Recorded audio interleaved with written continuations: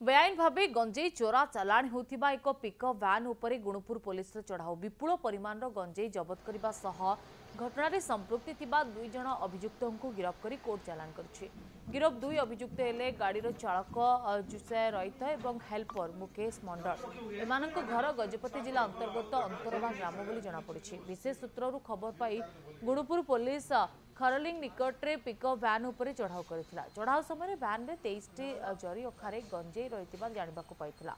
जबत गंजेई सबू बेआईन भावे गजपति जिला अंचल आंध्र प्रदेश अभिमुखे चोरा चालाण होउथिला। जबत गंजेईर आनुमानिक मूल्य 70 लाख हेबो बोली पुलिस विभाग तरफ प्रकाश पाइछि। गिरफ अभियुक्तों ठारू पुलिस गंजेई चोरा चालाण व्यवहृत एक मैक्स पिकअप वैन सह 688 किलो गंजेई 2टी स्मार्टफोन और नगद 750 टंका जबत करिछि। चोरा चालाण रे अन्य केउ मानक संपृक्ति रही तार खोलताड़ करा खूब शीघ्र से गिरफ करा जाई कोर्ट चालाण करा जिवो बोली गुणुपुर आदर्श थानार थाना अधिकारी उत्तम कुमार साहू कहिसंती।